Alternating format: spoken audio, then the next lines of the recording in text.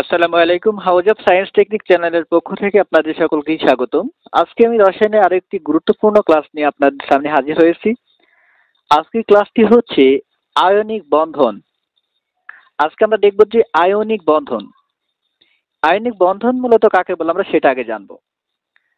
Ionic বন্ধন হচ্ছে electron আদান প্রদানের মাধ্যমে যে বন্ধন গঠিত হয় তাকে আয়নিক বন্ধন মানে কোনো বিক্রিয়া বা কোনো বন্ধন যখন গঠন হয় তখন তাদের মধ্যে ইলেকট্রন আদান প্রদান হয়।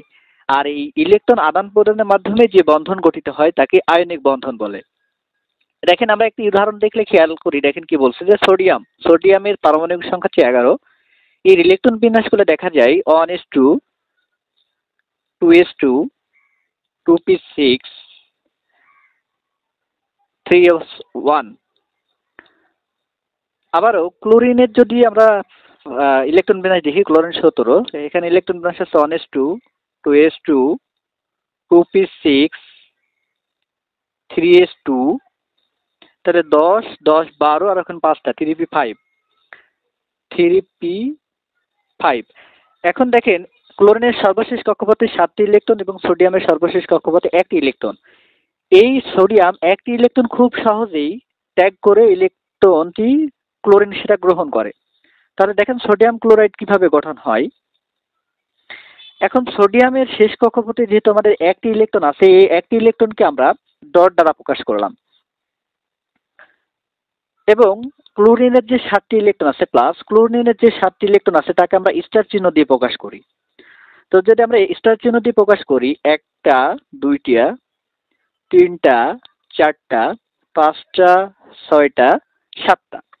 এখন দেখেন এই সোডিয়ামের যে একটি ডট ইলেকট্রন ছিল, এই ইলেকট্রনটি ক্লোরিনকে যখন দান করবে তখন সোডিয়াম আয়নে পরিণত হবে। একটি ইলেকট্রন দান করলে কি সোডিয়াম ধনাত্মক আয়নে পরিণত হবে। তাহলে সোডিয়াম প্লাস, যেটা একটি ইলেকট্রন দান করছে সোডিয়াম প্লাস।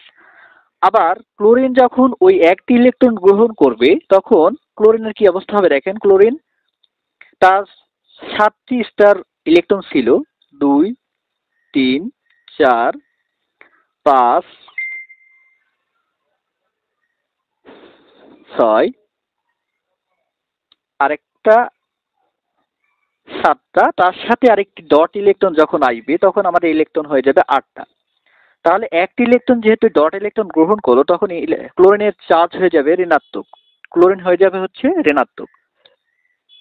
এইভাবে আমরা ইলেকট্রন আদান প্রদানের মাধ্যমে সোডিয়াম ইলেকট্রন ত্যাগ করে এবং ক্লোরিন ইলেকট্রন গ্রহণ করে সোডিয়াম ক্লোরাইড গঠন করে।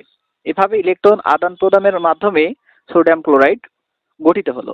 এখন আমরা আরো একটি উদাহরণ যদি খেয়াল করি, দেখেন আমরা আরো একটি উদাহরণ দেখব যেটা হচ্ছে ম্যাগনেসিয়াম অক্সাইড। এখন ম্যাগনেসিয়াম অক্সাইডে যদি আমরা যৌগ গঠনটা দেখি তাহলে ম্যাগনেসিয়ামের পারমাণবিক সংখ্যা 12। তাহলে ম্যাগনেসিয়াম 12 যদি ইলেকট্রন বিন্যাস করেন দেখা যাবে 1s2, মানে ইলেকট্রন 2, 8 এবং সর্বশেষ কক্ষপথে 2টা ইলেকট্রন থাকবে। আবার অক্সিজেনের ইলেকট্রন বিন্যাস যেভাবে হবে অক্সিজেন 8, তাহলে ইলেকট্রন থাকবে হচ্ছে 2, পরবর্তী থাকবে হচ্ছে 6। এখন দেখেন ম্যাগনেসিয়ামের সর্বশেষ কক্ষপথে 2টা ইলেকট্রন আছে, সেটি খুব সহজেই ত্যাগ করে এবং অক্সিজেন ওই 2টা ইলেকট্রন গ্রহণ করে। তাহলে অক্সিজেন যখন গ্রহণ করবে তখন অক্সিজেন হয়ে যাবে 2- আর ম্যাগনেসিয়াম ত্যাগ করলে হয়ে যাবে ম্যাগনেসিয়াম 2+। এখন আমরা উদাহরণটি আরো ভালোভাবে লক্ষ্য করি। উদাহরণটি যদি আমরা লক্ষ্য করি দেখেন তাহলে ম্যাগনেসিয়ামের আমাদের ইলেকট্রন আছে 2টা, আমরা এই 2টা ইলেকট্রনকে যদি ম্যাগনেসিয়াম 2টা ইলেকট্রনকে স্টার চিহ্ন দ্বারা প্রকাশ করলাম, প্লাস অক্সিজেনের সর্বশেষ কক্ষপথে 7টি ইলেকট্রন আছে, তাহলে অক্সিজেনের ইলেকট্রনকে আমরা ডট দিয়ে প্রকাশ করলাম।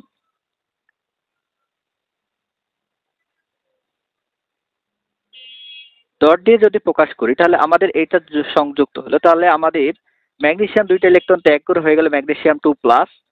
ঠিক একইভাবে অক্সিজেন ওই 2টা ইলেকট্রন গ্রহণ করে হয়ে গেল অক্সিজেন 2-। এইভাবে ইলেকট্রন ত্যাগ এবং গ্রহণের মাধ্যমে আমাদের গঠিত হয় ম্যাগনেসিয়াম অক্সাইড। এই ইলেকট্রন আদান প্রদানের মাধ্যমে যেহেতু বিক্রিয়া সংঘটিত হয় এই জন্য একে বলা হয় আয়নিক বন্ধন। এখন আমরা আরো একটি উদাহরণ খেয়াল করতে পারি।